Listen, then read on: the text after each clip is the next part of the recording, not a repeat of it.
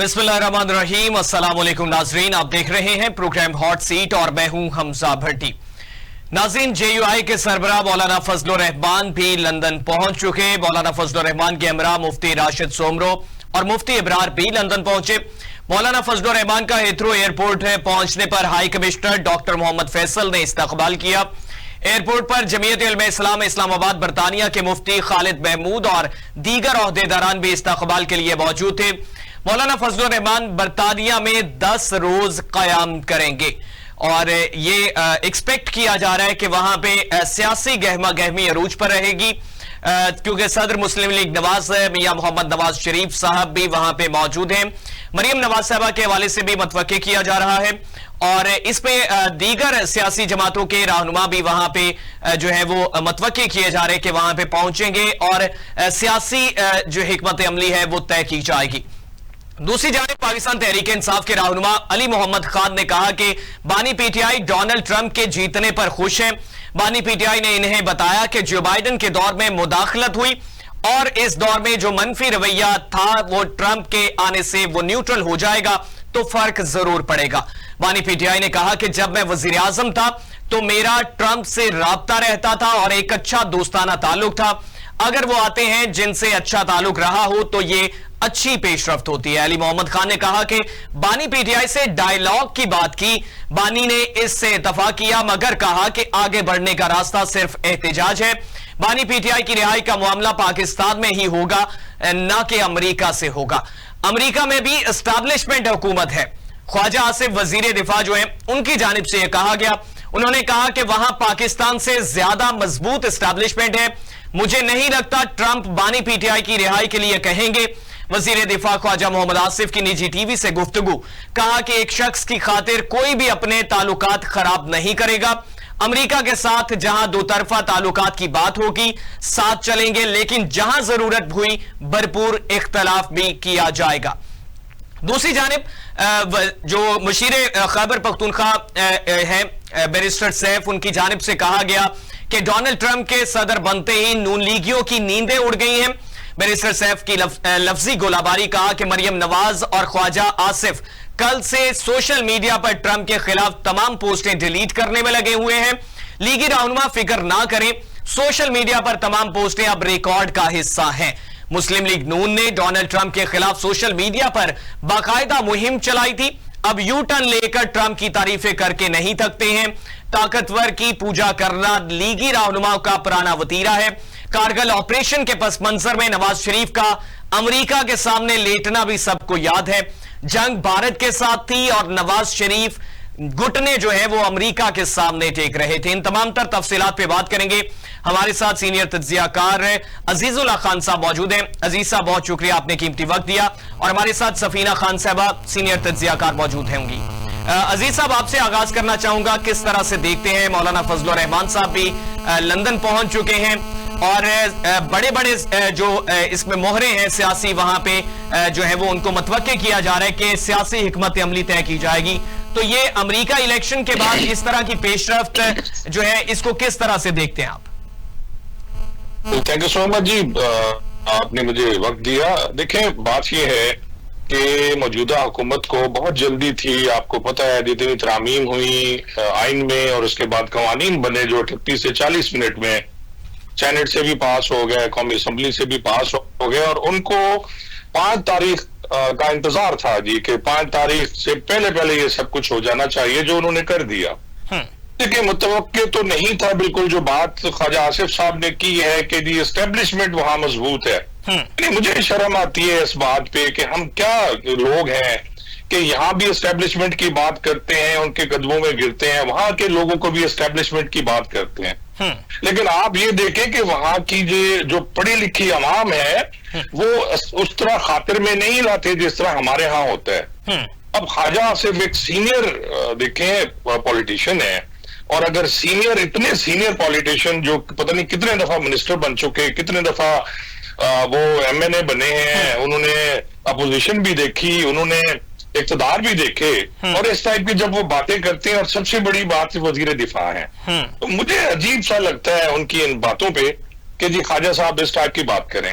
दूसरी बात आ गई कि जी ट्रंप जीत गया तो आपने कहा कि बड़े खुश हैं पीटीआई वाले और नाखुश हैं नून लीग वाले कि वो अपनी ट्वीट्स मिटा रहे हैं, और ये देखो ये बड़ी अजीब बात फिर उसी तरह की है कि ये लोग फिर देखे ना, फेस करें। अगर उन्होंने एक मौकफ लिया था तो फिर इनको फेस करना चाहिए था, ना कि उन्होंने फिर ट्वीट्स हटानी शुरू कर दी, जिसमें जो है आपके वो एहसन साहब भी हैं, जिसमें मरियम नवाज साहबा की भी ट्वीट थी।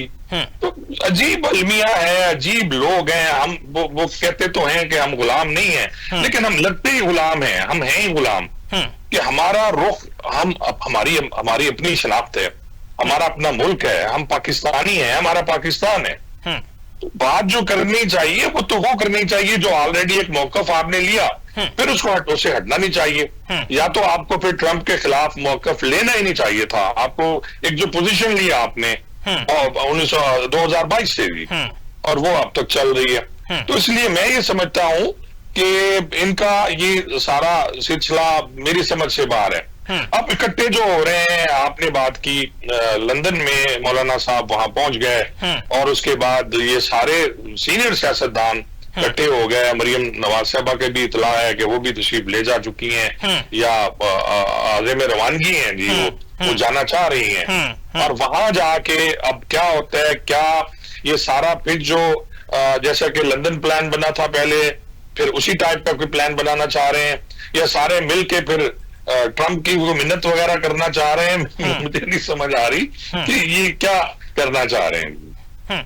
अच्छा अजीज साहब, जिस तरह से ये मुंसलिक किया जाता है पाकिस्तान तहरीक इंसाफ को ट्रंप की जीत के साथ, और इस पे बानी पीटीआई जो है उनकी जानिब से भी ये बयान सामने आया, उन्होंने कहा कि उनकी जीत पर वो खुश दिखाई दे रहे हैं।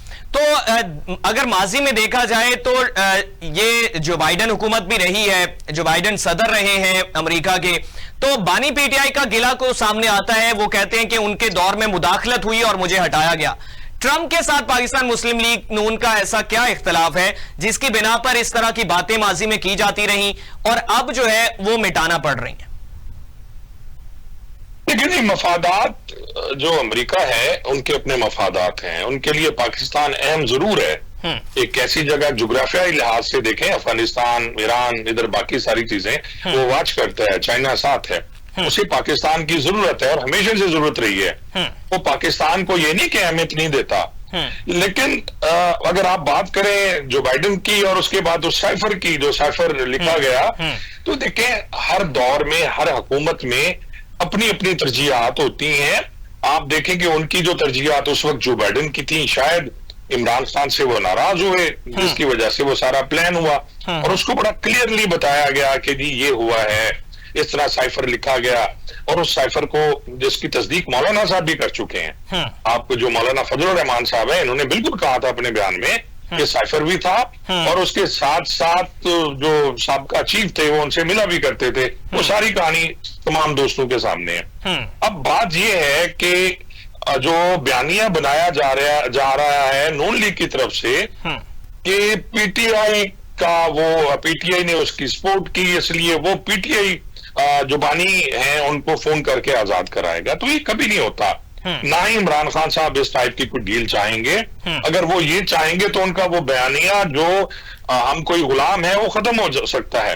तो मेरे ख्याल में नून लीग इस तरफ तवज्जो दे रही है, ज्यादा बातें फैलाई जा रही हैं और सोशल मीडिया पे, क्योंकि आपको पता है कि पूरे मीडिया उनके हाथ में है, तो इस चीज को वो आगे लेके जा रहे हैं कि जी अगर कोई ऐसी कॉल आती है, कोई प्रेशर आता है, तो प्रेशर तो इनसे बर्दाश्त नहीं होता। ये तो सबको पता है कि जब भी अमेरिका ने कोई ऐसी बात की, क्योंकि हम मकरूज कौम है, हमारे पास कुछ खाने को तो है नहीं, कर्जे पे हम गुजारा कर रहे हैं, और लोगों के हमने कर्जे देने हैं, हुकूमतों के हमने कर्जे देने हैं, दोस्तों के हमने कर्जे देने हैं, तो हम किस तरह सर उठा के बात करेंगे? तो फिर थोड़ी सी बात भी, IMF भी उधर से है, अमेरिका भी वहां है, तो खासी प्रॉब्लम हो सकती है इनको। तो इसलिए शायद ये पेशबंदी की जा रही है नून लीग की तरफ से कि इस टाइप का बयानिया बनाया जाएगा। अजीज साहब, जिस तरह से ख्वाजा आसिफ साहब ने कहा कि लगता नहीं है कि ट्रंप बानी पीटीआई की रिहाई के लिए कहेंगे, और जैसा आप कह रहे हैं कि प्रेशर अगर आता है तो फिर वो प्रेशर जो है वो बर्दाश्त नहीं किया जाएगा, लेकिन वजीर दिफा ख्वाजा आसिफ साहब कह रहे हैं कि अगर कोई ऐसी बात होती है तो उसका इख्तलाफ जो है वो भरपूर तरीके से किया जाएगा। नहीं जी, ये बिल्कुल ऐसी बातें हैं। ख्वाजा साहब को भी मैं जानता हूँ, आप भी जानते हैं। यू टर्न लेना तमाम का हमेशा से हो रहा है।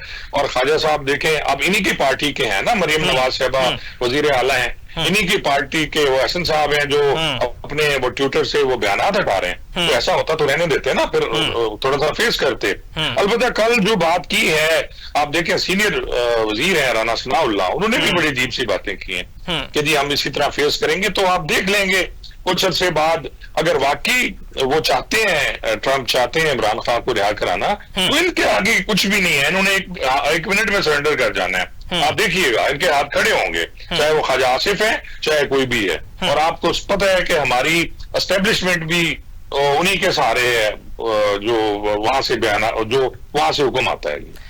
सवाबी में पीटीआई रहनुमा साबिक कौमी असम्बली के स्पीकर जो हैं असद कैसर साहब, उन्होंने बात की। उन्होंने कहा कि ट्रंप की कामयाबी से कोई लेना देना नहीं है, अपने मुल्क के मामलात में किसी को मुदाखलत की इजाजत नहीं देते। उन्होंने मीडिया से गुफ्तगू करते हुए कहा कि असद कैसर ने यह कहा है कि बानी पीटीआई को बाइज्जत रिहा किया जाए, इनके खिलाफ सियासी और इंतकामी बुनियादों पर केसेस बनाए गए हैं, उनको खत्म किया जाए। उन्होंने कहा कि अगर हमारा मैंडेट चोरी किया गया, हमें वापस नहीं करेंगे, कानून की जो है वो हुक्मरानी को आप बहाल नहीं रखेंगे, तो फिर हम किसी भी चीज को चलने नहीं देंगे।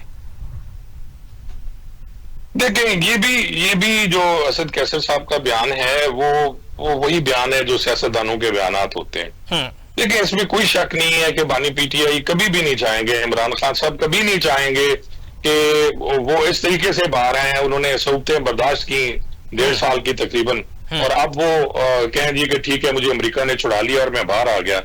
अदालतें जब भी छोड़ती हैं वो फैसले ही होते हैं, वो इंसाफ हो रहा होता है। और हमारी अदालतों के जो, इसीलिए तो 140 नंबर पे हम हैं। प्रोसिक्यूशन, आपको पता है जो नवाज शरीफ साहब, शहबाज शरीफ साहब, मरियम नवाज, इन सब के केसेस खत्म हुए, वो किस तरह खत्म हुए थे? वही जज थे, वही प्रोसिक्यूशन थी, वही इदारे थे, उन्होंने वो केस ही वापस ले लिए कि जी हम तो ट्रायल कराना नहीं चाहते, और वो वापस हो सकते हैं। वो इंसाफ की जीत होती है, इंसाफ का बोलबाला होता है। जबकि ये ऐसा नहीं होता कि अगर प्रोसिक्यूशन केस वापस ले लेती है, जज साहब को करना चाहिए, लेकिन जुडिशली भी हमारी फिर इसी तरह ही है जी कि प्रोसिक्यूशन ने केस वापस ले लिया, वो बाइज्जत बरी हो गए। और जब बंदा बाइज्जत बरी होता है तो बाहर आके कहता है जी मैं बाइज्जत बरी हो गया, फिर हमारी कौम भी खामोश होती है इन बातों पे। लेकिन मेरा जो अपना जाती ख्याल है, इमरान खान साहब इस तरह की आजादी कभी नहीं चाहेंगे। अगर उन्होंने ये आजादी, इस तरह की आजादी ली, तो उनका जो बयानिया और उनकी सारी सियासत धड़म तख्ता हो जाएगी। ठीक है, यहाँ पे एक नाज़रीन शॉर्ट ब्रेक लेते हैं, तो ब्रेक के बाद वापस आते हैं तो बात करेंगे। वजीर आजम शहबाज शरीफ जो हैं उन्होंने इस्लामाबाद में चीन के सफारत खाने का दौरा भी किया, चीनी सफीर से मुलाकात की, और कराची में दोबारा जो है एक वाकया सामने आया जिसमें चीनी शहरियों पर फायरिंग का वाकया हुआ, जिसकी मजम्मत की गई, और शहबाज शरीफ साहब ने सफीर को जिम्मेदारान तौर पर जो है वो यकीन दहानी भी करवाई कि मैं खुद इसकी निगरानी कर रहा हूं और इस पे कैफरे किरदार तक इसकी तहकीकात जारी रहेंगी। तो ये बिलखुसूस चीनी जो यहां पे मुकीम है पाकिस्तान में, उनको निशाना बनाना ये किन मकासद के लिए है और कौन से ऐसे अनासर हैं जो इसमें शामिल होते हैं, ये भी जो है वो बात जेरे गौर लाएंगे। दूसरा, स्मोक के हवाले से पंजाब हुकूमत भी इक़दाम कर रही है, और पूरे मुल्क में जो है वो कई शहरों में, कई डिस्ट्रिक्ट में स्मोक जो है उसका राज बरकरार है। इस हवाले से भी बात करेंगे कि इसके लिए क्या हुकूमत जो है वो तरजीहात रख रही है। एक ब्रेक लेते हैं, ब्रेक के बाद वापस आते हैं, हमारे साथ रहिएगा। वेलकम बैक नाज़रीन, बात कर रहे हैं जो मौजूदा सूरत हाल के मुताबिक मौलाना फजलुर रहमान साहब भी लंदन पहुंच चुके, 10 रोज वहां पे कयाम करेंगे। नवाज शरीफ साहब पहले से वहां मौजूद हैं और मरियम साहबा के हवाले से भी मुतवक्के किया जा रहा है। दीगर सियासी रहनुमा भी वहां पे पहुंच रहे हैं, और बानी पीटीआई के हवाले से ट्रंप की जीत जो है उस पर खुशी का इजहार, और दूसरी जानिब ख्वाजा आसिफ साहब जो हैं वो ये कहते हैं कि एस्टैब्लिशमेंट की ही हुकूमत है अमेरिका में। ये चीज जो है वो ज़ेरे बहस ला रहे हैं। अजीजुल्लाह खान साहब हमारे साथ मौजूद हैं और हमें ज्वाइन किया है रजा सैयद साहब ने, सीनियर तज्जियाकार। रजा साहब, किस तरह से देखते हैं तमाम तर सियासी रहनुमा जो है वो लंदन में डेरे डालते हुए नजर आ रहे हैं, तो किस हवाले से हिकमत अमली तय होने जा रही है पाकिस्तान की मौजूदा सूरत हाल और आने वाले दिनों में सियासी सूरत हाल किस तरह से देख रहे हैं? बहुत शुक्रिया जी। देखिए, दो बातें इसके अंदर। एक तो ये कि पाकिस्तान की जो सियासत है वो बयानियों के ऊपर चलती है, और बयानिए जाहिर है जो भी बयानिए मार्केट में चल रहे होते हैं, जो भी बयानिए मीडिया पे डिस्कस हो रहे होते हैं या जिनके ऊपर बात हो रही होती है, उनका असर भी होता है।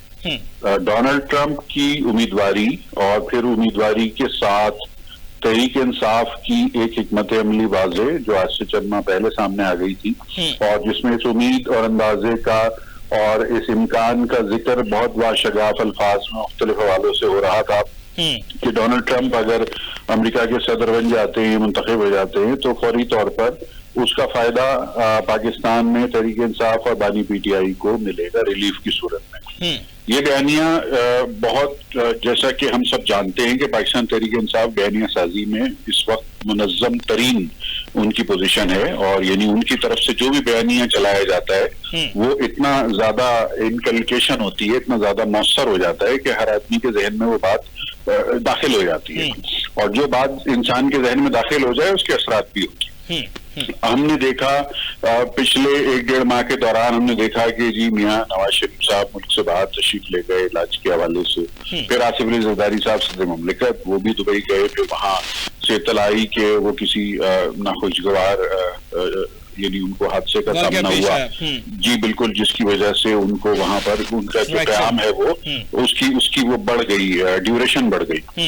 अच्छा, इसी दौरान में पार्लियामेंट से फिर कुछ कानून साजी का एक मरहला हुआ जो जिसके बारे में पहले से कोई खास मीडिया में या पब्लिक यानी डोमेन में कोई ज्यादा जिक्र नहीं था। ये तमाम चीजें जुड़ी हुई हैं आपस में, और इन सब चीजों का डोनाल्ड ट्रंप के मुंतखब होने से कहीं ना कोई कन्वर्जेंस जो है उसको नजरअंदाज करना या उसको वाशगाफ अल्फाज में ये कह देना कि ऐसा कुछ भी नहीं है, ये बात मुश्किल है। और यानी वाज़े तौर पे नजर आ रहा है कि न सिर्फ तहरीक इंसाफ पुरजोश है, बल्कि ये भी नजर आ रहा है कि जो तहरीक इंसाफ के मुखालिफ सियासी जमातें हैं वो दबाव में हैं, उनके ऊपर प्रेशर नजर आ रहा है, चाहे उसको मियां नवाज शरीफ साहब की मुल्क से बाहर जाना, जरदारी साहब का मुल्क से बाहर जाना, फिर कानून साजी का उजलत में होना, इन तमाम चीजों को आप देखें तो ये कहीं ना कहीं इनको प्लॉजिबल तरीके से कोरिलेट किया जा सकता है कि जी ट्रंप के जीत जाने का बंदोबस्त है ये, यानी वो इंतजार में है तो ये इंतजाम में है, उनको इंतजार है तो ये इंतजाम कर रहे हैं कि किस तरीके से इस सारी सूरत हाल को डील किया जाए या इसको सामने अपने आप को मजबूत किया जाए।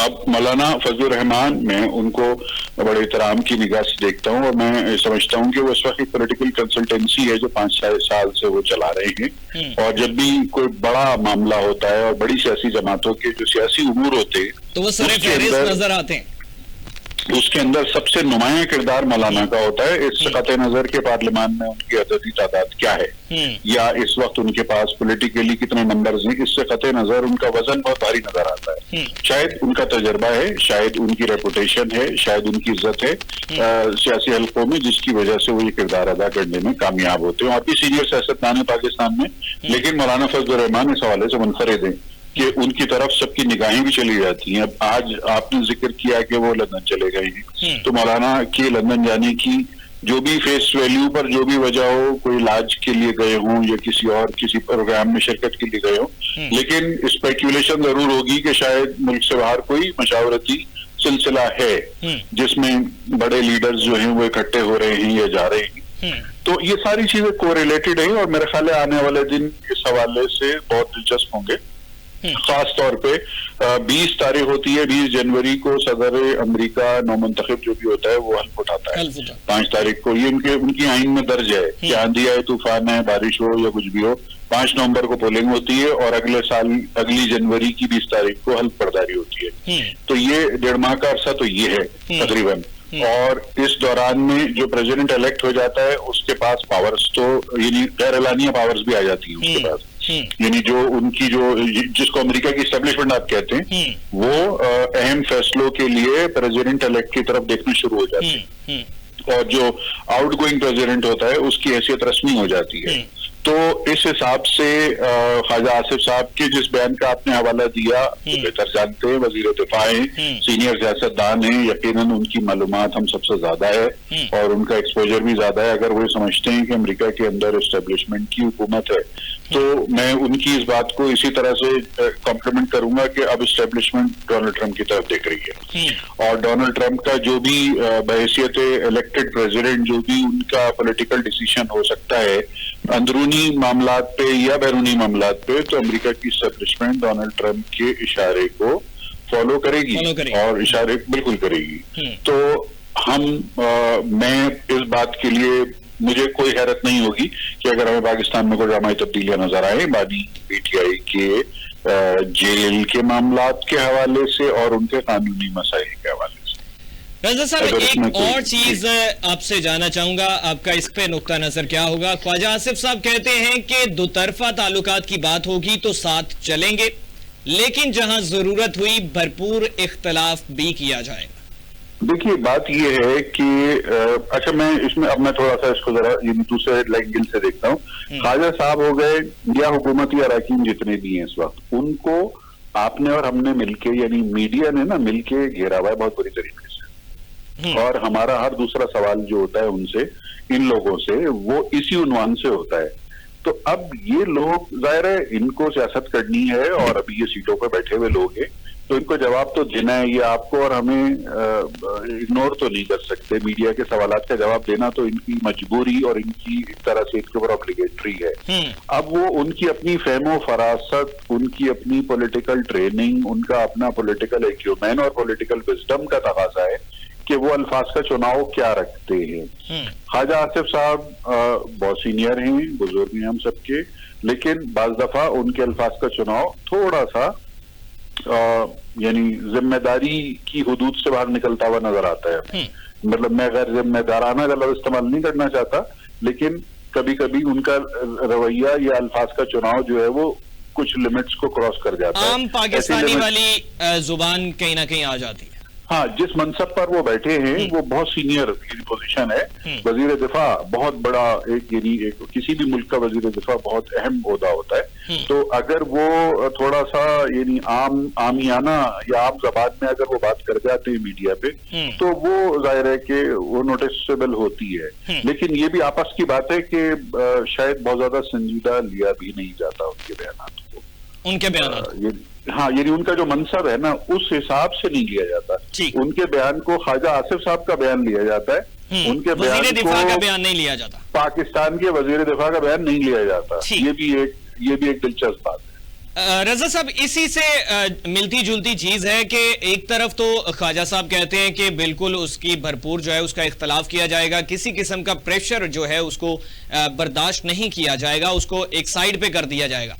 दूसरी जानिब जो है वो बात कर रहे हैं मुशीर इत्तलात खैबर पख्तूनख्वा बैरिस्टर सैफ, वो कहते हैं कि यह पोस्ट जो है ट्विटर पे की गई वो डिलीट कर रहे हैं। इन्होंने प्रॉपर तरीके से मुहिम चलाई थी जब डोनाल्ड ट्रंप जो है वो घर गए थे, अब ये तमाम चीजें जो है वो रिकॉर्ड से हटाने की कोशिश कर रहे हैं और ऐसा हुआ भी। एहसन इकबाल साहब, मरियम साहबा इसमें जो है वो सरे फहरिस्त हैं। देखिए, इसमें अगर आप मेरी जाती राय लेना चाहें तो मैं ये समझता हूं कि ये बहुत ही शर्मनाक बातें हैं। यानी मैं दोनों की बात कर रहा हूं, मैं सिर्फ हुकूमत या पीटीआई की बात नहीं कर रहा। मैं तो ये इंतहाई शर्मनाक बातें हैं। 25 करोड़ पाकिस्तानियों को खाने को रोटी नहीं है 2 वक्त की, ठीक है। इस मुल्क के अवाम का, मेरा और आपका मसला ये है कि हमारे टेबल पे वक्त पे खाना आ जाए और इतना आ जाए कि हम पेट भर के खा लें। ये है इस मुल्क के अवाम का इस वक्त मसला नंबर 1। अगर हमारे वुज़रा, चाहे उनका ताल्लुक सूबाई केपी की हुकूमत से हो या वफाकी हुकूमत से हो, अगर उनकी गुफ्तगू की तरजीह और उनकी गुफ्तगू का मौजू डोनाल्ड ट्रंप का जीत जाना या डोनाल्ड ट्रंप के किसी मुमकिना फेवर के ऊपर वो पूरा दिन निकाल रहे हैं अपना, तो ये अपनी नौकरी के साथ ज्यादती कर रहे हैं। ये अपनी नौकरी निभा नहीं रहे। फिर ये लोग, ये इनकी नौकरी पाकिस्तान के अवाम, उनको केपीके के अवाम का मसाइल हल करने हैं, बैरिस्टर साहब साहब को, ख्वाजा आसिफ साहब की पार्टी को पाकिस्तान के अवाम के मसाइल को हल करना है। डोनाल्ड ट्रंप एक हकीकत है, वो अमेरिका का सदर मुंतखब हो चुके हैं दूसरी मरतबा। और ये मैं आपको बता दूं कि अगर डोनाल्ड ट्रंप ने बानी पीटीआई की जेल से रिहाई के लिए अपना रसो रसूख इस्तेमाल किया तो आप खुद देखेंगे कि जेल के दरवाजे खुल जाएंगे। अजीज साहब भी इस बात से, अजीज साहब का भी नुक्ता नजर यही था। अजीज साहब, आपसे जानना चाहूंगा कि ये मुलाकातें जो अभी जारी हैं बैरून मुल्क, इसके बाद नवाज शरीफ साहब की वापसी देख रहे हैं या फिर डिले होती हुई नजर आ रही है? देखिए, जो वहाँ मीटिंग्स हो रही हैं, ये मैं तो हमेशा से हमारी अपनी बदकिस्मती समझता हूँ कि मुल्क हमारा पाकिस्तान है और हमारी मीटिंग्स, हमारी किस्मत के फैसले हमेशा ही बाहर होते रहे हैं। कभी लंदन होते हैं, कभी अमेरिका होते हैं, कभी दुबई होते हैं, और हमारे सियासतदान बड़ी खुशी महसूस करते हैं। शायद उन्हें डर होता है कि वहाँ जो हमारे इदारे हैं उनकी बातें नहीं सुन सकेंगे, जो यहाँ पे शायद सहूलत मौजूद नहीं है, रिकॉर्डिंग्स हो जाती है। आपको पता है बड़ी चीजें ऐसी हैं जो होती रही हैं, इवन प्राइम मिनिस्टर हाउस की रिकॉर्डिंग्स भी सामने आती रही हैं। तो शायद इनकी जितनी भी सियासत होती है वो ढकी छुपी होती है, और ये सियासत को हमेशा मुनाफकत का नाम देते हैं जी। इनके बयान जो सियासी होते हैं, आप देखें जब भी कोई ऐसी बात होगी ये कहेंगे जी हमारा सियासी बयान। अब सियासी बयान जो है वो मुनाफकत है, यानी आपका सियासी बयान कुछ और होता है, बाकी चीजें कुछ और होती हैं। इसी तरह अगर आप तरामीम को देख लें या कवानीन जो बने हैं, अवाम के लिए होते हैं ना जी, कानून अवाम के लिए बनाए जाते हैं, अवाम की सहूलत का हमेशा ये बात करते हैं अवाम की, और अवाम को बताया ही नहीं जाता।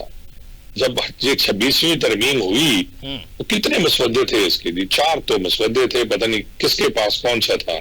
मौलाना साहब को कोई दिया गया, पीपल्स पार्टी के पास कोई था, पीटीआई के पास तो था या नहीं था, नून लीग वाले खुद ढूंढ रहे थे, उनके जो मिनिस्टर हैं कानून के, हमारे बड़े से दोस्त हैं। अजीज साहब, दिलचस्प बात ये कि सारी सियासी जमातों के अपने अपने भी मसवदे थे इसमें। वही मैं अर्ज कर रहा हूँ कि जी हर पार्टी ने अपना उठाया हुआ था, और अवाम जिसके लिए ये सब कुछ हो रहा है उसको पता ही नहीं है। मुझे नहीं पता, आपको नहीं पता। अब भी अगर आप तरामीम निकाल लें जो आईनी तरामीम हुई हैं, उसमें से बहुत सी चीजें ऐसी हैं जिनका किसी को पता नहीं है, वो खुफिया रखी गई। और फिर ये जो आप देखें कि अभी जो इतना बड़े कवानीन पास हुए हैं जिसमें एक्सटेंशन है चीफ आर्मी चीफ की और बाकी लोगों की, और इसी तरह जो की गई, किसी को पता है नहीं, किसी को पता नहीं, कोई तकरीर नहीं हुई, कोई उसके फवायद या नुकसानात सामने नहीं लाए गए, किसी ने डिस्कस ही नहीं किया।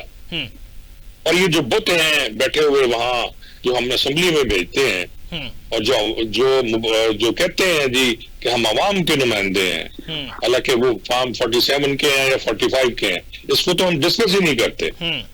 उस अवाम को किसी ने देखा?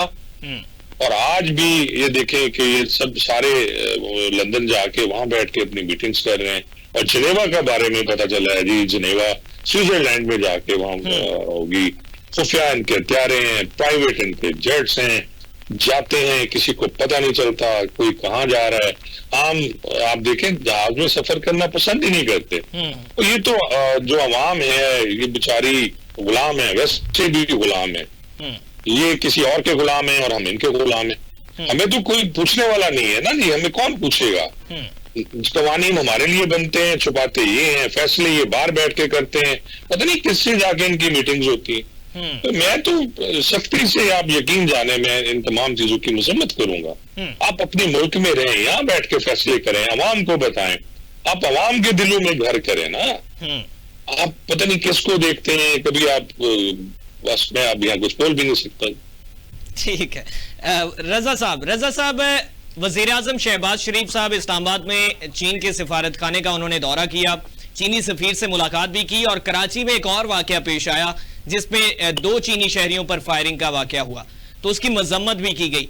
तो ये पाकिस्तान में इस तरह के वाकयात और चीनी जो लोग शहरी हैं यहाँ पे पाकिस्तान में मुकीम, उन पे इस तरह के वाकयात होना, तो ये कौन से अनासर इसमें शामिल हैं और काबू भी नहीं पाया जा रहा है इस पे? वजीर दाखिला मोहसिन नकवी साहब ने माजी में भी यकीन दहानी करवाई, अभी फिर यकीन दहानी करवाते हुए नजर आ रहे हैं, तो इस पे क्या कहेंगे? देखिए, ये चीनी इंजीनियर्स के ऊपर या उनके जो टेक्निकल स्टाफ उनका यहाँ पाकिस्तान में तैनात है, उन पर जो हमले हैं, ये सरासर पाकिस्तान दुश्मन अनासर है, इसमें कोई शक व शुबा नहीं होना चाहिए। ये कोई ना कोई पॉलिटिकल लोग हैं, इनका सीधा सीधा 1 पॉइंट एजेंडा है, और वो एजेंडा है पाकिस्तान को नुकसान पहुंचाना।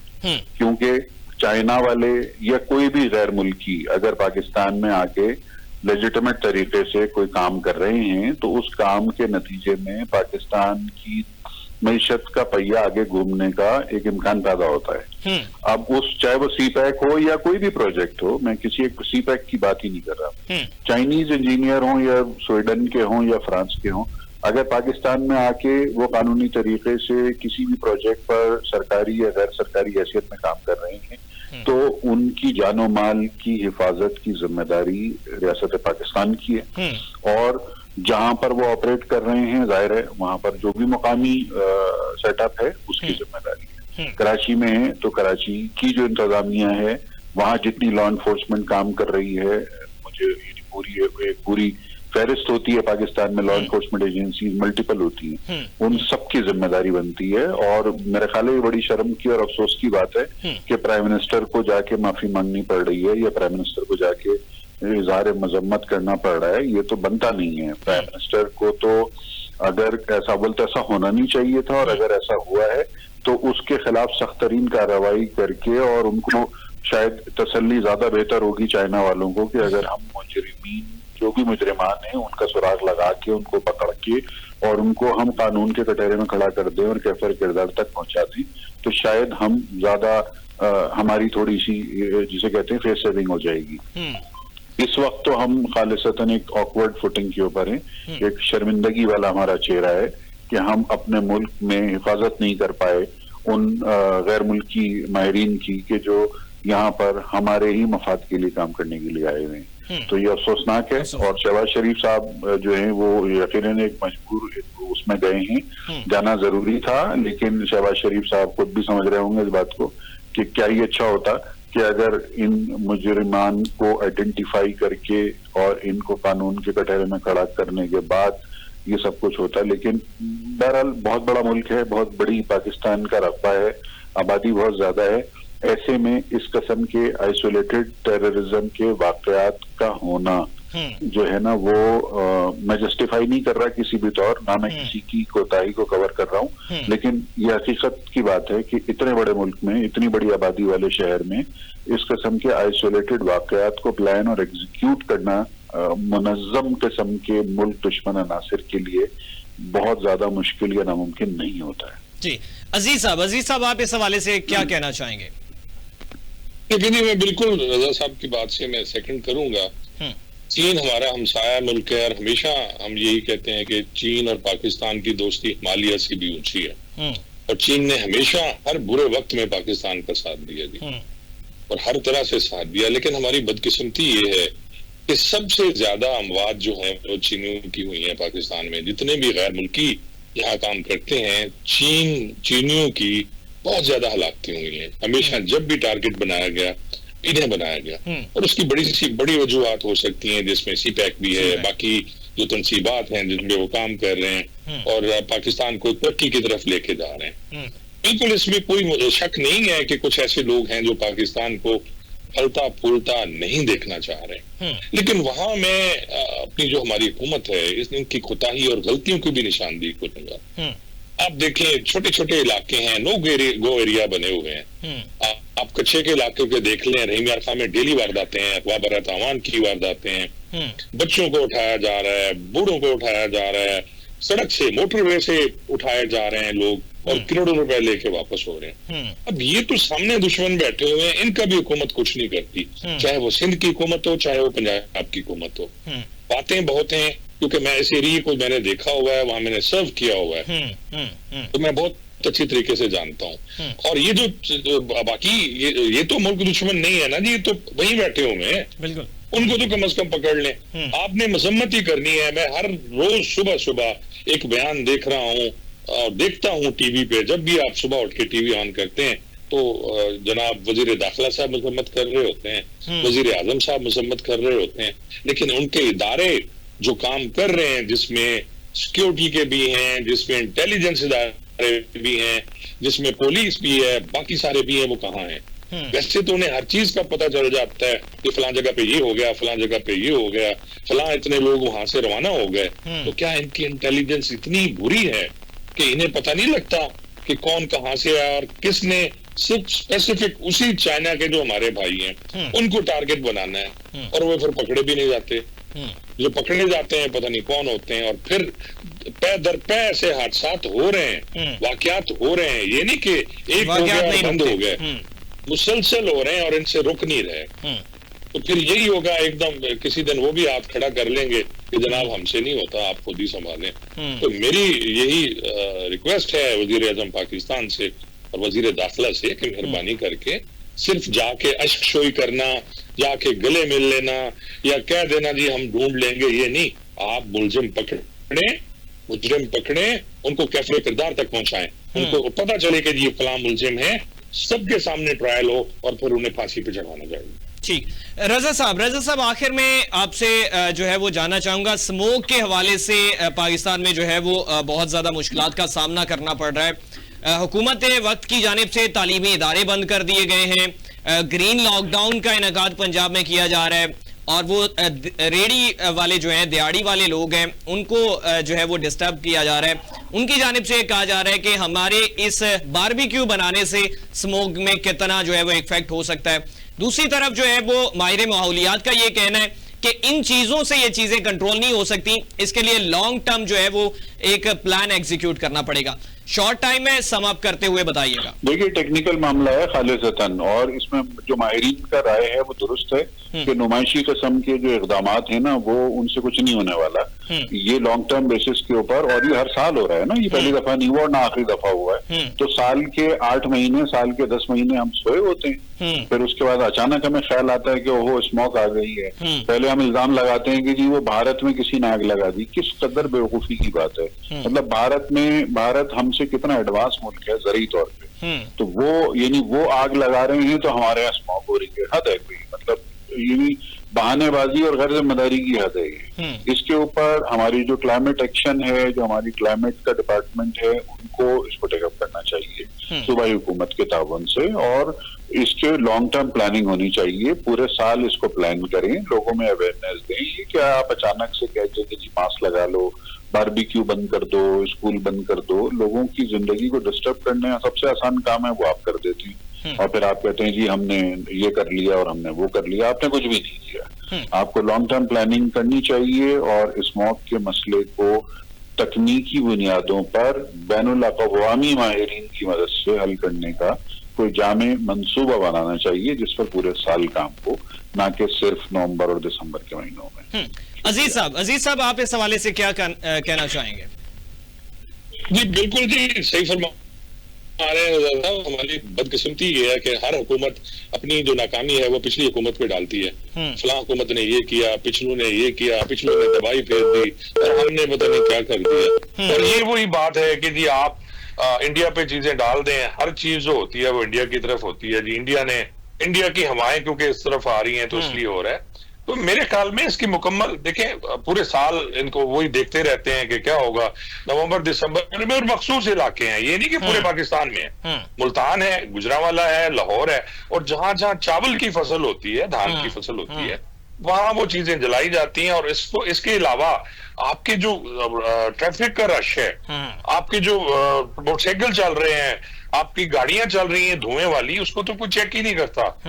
पोल्यूशन इतनी है, अगर ये ना भी हो स्मोक तो आप अपने शहर में बाहर निकल नहीं सकते। और कोई उनको चेक नहीं करता गाड़ियों को, ना ही उनकी फिटनेस होती है, ना कि कोई इदारा ऐसा है, अगर इदारे हैं तो वो पैसे लेके फिटनेस दे देते हैं। ये बाकी दुनिया आप देखें, बाहर जाते हैं हम, यूके यूरोप जाते हैं हम, दुबई जाते हैं, बाकी ममालिक में कहीं आपको इस टाइप का धुआं नजर नहीं आता। और इस टाइप की गाड़ियां तो चल सकती नहीं है जो पाकिस्तान में चल रही हैं, लेकिन कोई इनको पूछने वाला नहीं है।